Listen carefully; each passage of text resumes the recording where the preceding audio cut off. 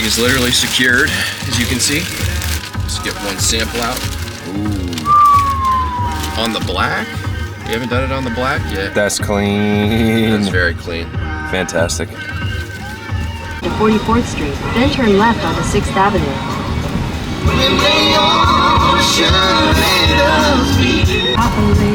At the light, turn left onto 7th Avenue. How does that look on camera? Was it clean? So fresh, so clean.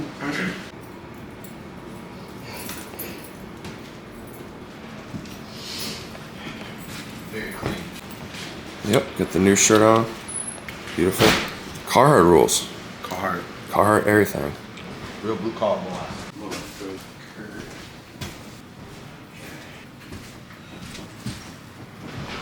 Pretty damn nasty in here, huh? I mean, on our scale, not that nasty, but. Could be nasty. It's so tall, it's like a giant. It's just so Heart pumping. I am known to frighten people coming around corners, so, well.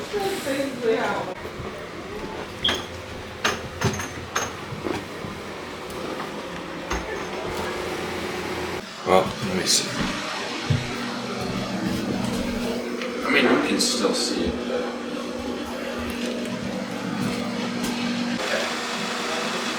Door's not even on. I didn't do that, by the way. Just saying. No, it was like that for sure. Already like that.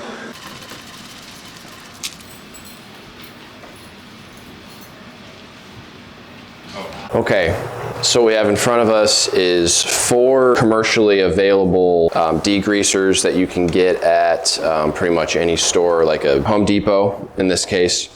And this degreaser right here is one that we use for our company. It's one where we have a whole dilution system that we can show you probably in a different video.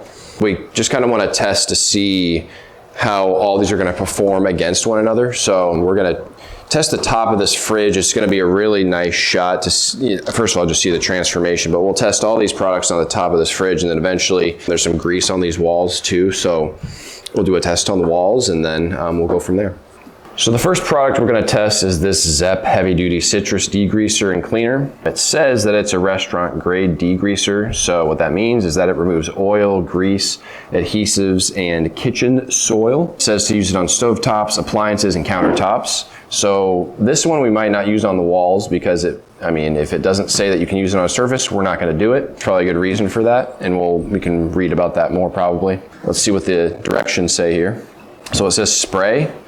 Dwell time of 1 minute, and then you just kind of wipe it away. So let's test it out. It would help if I turned it on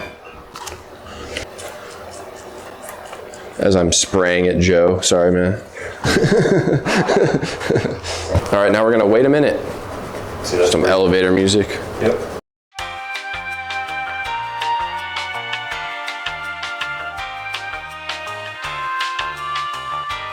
What's your prediction? I think I'm gonna have to do some scrubbing and apply some pressure. I don't think it's gonna be an easy wipe away.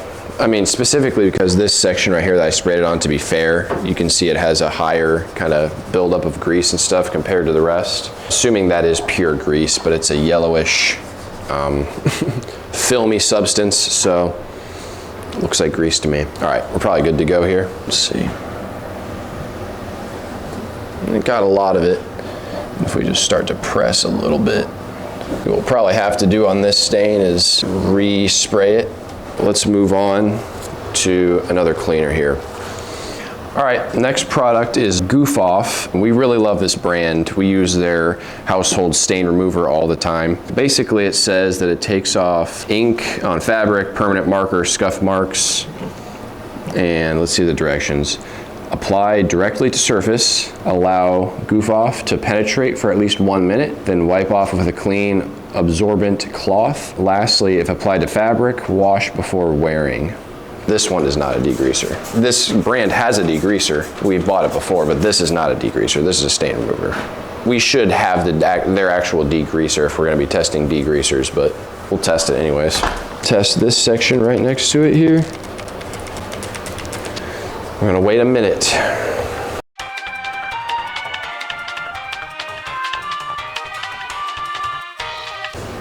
Intermission. Let's see. That worked pretty well. Tiny bit of scrubbing. I'm putting a tiny bit of pressure now just to get some of these more stubborn spots.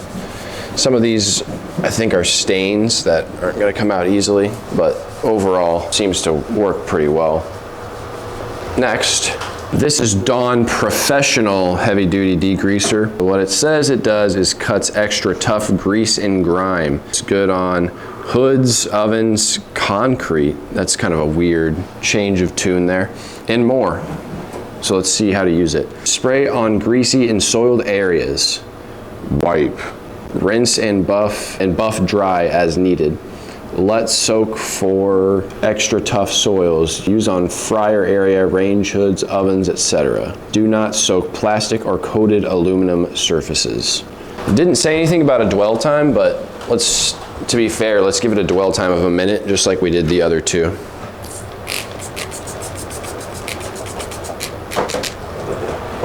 That stuff smells. Oh, this stuff smells great, by the way. This stuff smells very good. Out of all these, this one probably has the best smell, unless, you know, this is the classic citrus, but we like this one the best. They haven't smelled the H2 Orange 2 yet, though. Yeah, that one smells really good. Really good citrusy smell. They have real orange peel in it. Well, we can talk about that when the time comes.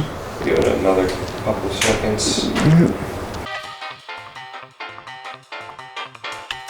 That stuff really does smell better than the other ones. Mm-hmm. All right, I think you're probably okay. Barely putting any pressure on. Seemed to do the trick really easily. Yeah, I'd say that's the best performing so far. On the first wipe. On the first wipe, yeah. This spot, we can't actually judge the one cleaner on. Yeah, because any of these aren't gonna penetrate through all of that all at once. You're gonna have to get that up in layers or scrub it really hard for about 5 minutes. We'll get that off before we end this part of the video. This one is super strength, greased, lightning, classic cleaner and degreaser. So what it does is it removes grease, grime, soap scum, mildew stains, mud, and much more. So this one seems to be very, very versatile, kind of like the Dawn one, because it went from appliances to concrete. This one looks like it does quite a bit more as well. So you can, in theory, clean your bathroom with that too. It says soap scum. Let's see. Read entire label and use strictly in accordance with precautionary statements and directions. Spray on and rinse off. Spray on sponge, cloth, or brush and apply to surface. Rinse with clean water. Use in a well-ventilated area. Use of rubber gloves is recommended. Got those, so we're good. This one's a little more, they're being a little more serious. Let's put it to the test. We're gonna spray the cloth. We'll do 2 tests with this one, because most of the other ones say just spray it directly on the surface.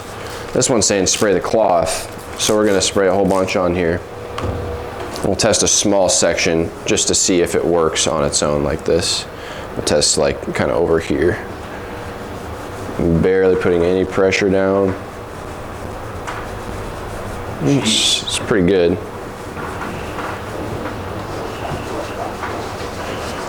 I mean, that's pretty good. Let's try this back section here. Now we're gonna let this dwell. I don't think it's gonna need long.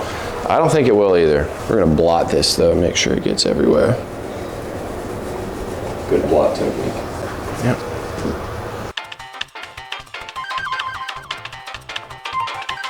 All right. Okay, yeah.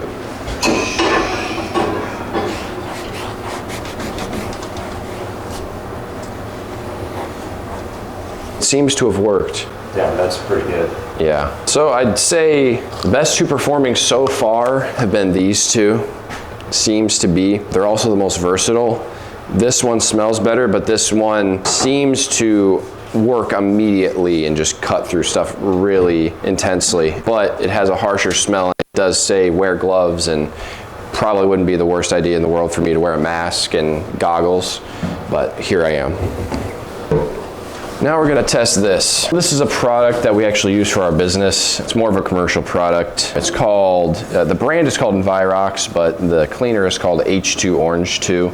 And it comes in a concentrate form that you can dilute for different levels of cleaning that you need. So there's a light duty one and this heavy duty one. They claim that it acts as a degreaser, a disinfectant, and it claims to do a whole lot of things. So we wanted to put this one to the test against these more ones that are specifically made as a degreaser. It doesn't even say anywhere on here that it's a degreaser, but on their website and in their advertising, it says that you can use it as a degreaser. So we just want to kind of see how that works. It has precautionary statements here for safety, you know, what to do if you get it on your skin, get it in your eyes, that type of thing. That's all good to look at, but today we just kind of want to see how it works. And the directions, it doesn't really have directions, so we're just going to kind of use the same rules. We're going to spray it on the surface, let it sit for a minute, and see what happens when we wipe it up.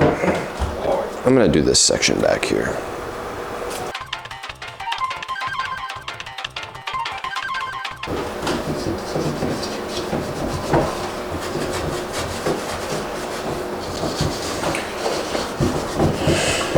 Might be the worst performing one. That's a lot of times your trade-off is going to be if you want something more versatile, when you use it for a specific purpose, it's not going to be quite as useful. But like something like this, you could use to clean off your countertop and it's going to disinfect it. You couldn't do that with this. So that's kind of the trade-off that you have is... You see it rinse with water after that one. I know. So really with this, if we're using this on the top of this, we want to follow up with something like this just to kind of neutralize things. And this seems to be an acidic cleaner. This is not. So we're gonna use this to probably finish things up after we get all this main stuff up, so.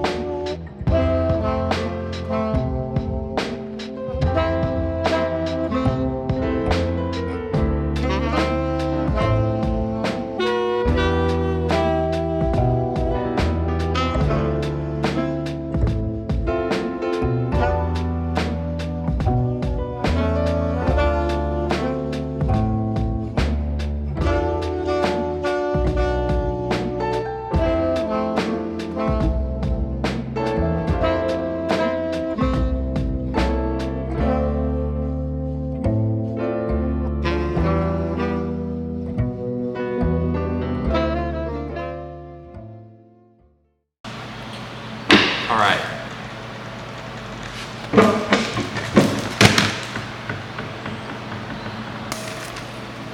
We'll fix that some other time.